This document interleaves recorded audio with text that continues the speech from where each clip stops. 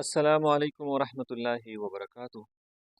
نن به موږ کوو د اولنی چپټر ایکسرسایز 1.1 او په 1.1 کې کوېسچن نمبر 1.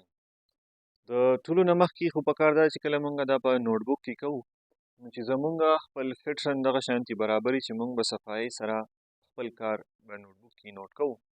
د کوم لپاره چې پکار ده چې موږ اول خپل کوېسچن ولیکو چې یاره کوم څه خبره یې موږ ته کړې ده هغه ولیکو، لکه round the following whole number to 3 significant figures او نمبر ورته ولیکو چې کوېسچن نمبر 1 دی، کوېسچن نمبر 2 دی، 3 دی، 4 دی، هر څوم دی.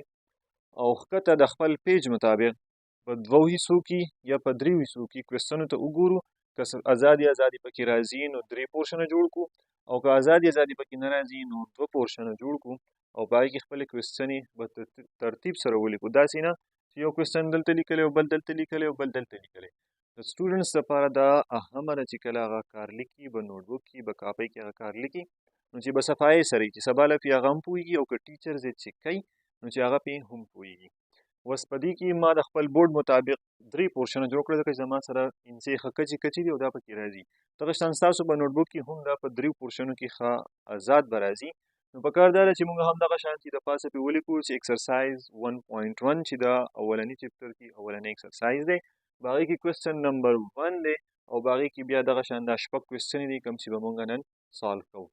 نو راځئ ایکسرسایز ته چې دا کوېسچنې سالو کړو په دې پورشن په دې طریقه باندې چې کله تاسو دا به خپل کاپۍ کې ولیکله نو اوس موږ ته ویلی شوي دي په کوېسچن نمبر 1 کې چې له دې شپږ نمبرو راونډینګ وکړئ خو د څو پورې د 3 سیګنیفیکنټ فیګرز پورې.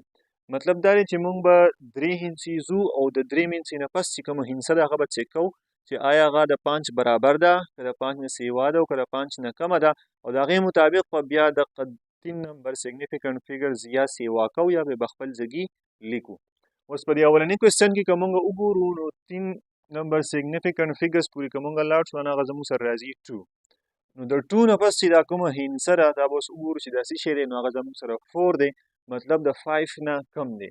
نو موږ ویلو چې کله د 5 نه کم وي نو دا هندسه به موږ نه چیړو، دا به خپل ځای واپس ولیکو او اخوا چې پسې څونه هندسې دي دا به 0 ته واړو نو دا به زموږ سره له دې شي انسر. ټیک شو. دغه شان بي نمبر کې زموږ سره اوس 3 نمبر سیګنیفیکنټ فیګرز پورې موږ لاړ شو نو 1 2 3 هغه زموږ سره دا دی.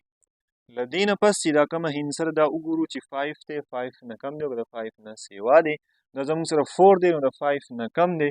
چې کله کم وي نو دا 3 نمبر هندسه به بیا موږ نه چیړو، دا به خپل ځګي ولیکو او دا بقایي هندسې به 0 ته واړو، دا به زموږ سره له دې راونډینګ شي.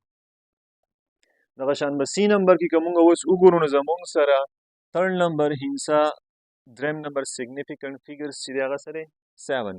د 7 نه پس چې دا کومه هندسه ده موږ اوس دا ګورو چې آیا دا د 5 دی که 5 نه سیوا دی او که د 5 نه کم دی نو زموږ سره 8 دی او 8 د 5 نه سیوا دی. چې کله د 5 نه سیوایي دا هندسه نو دا 3 نمبر سیګنیفیکنټ فیګرز به بیا موږ یو سیوا کوو نو زموږ سره به شي 6 3 8 او د دې 8 په ځای به 0 ولګوو نو دا به زموږ سره شي له دې انسر.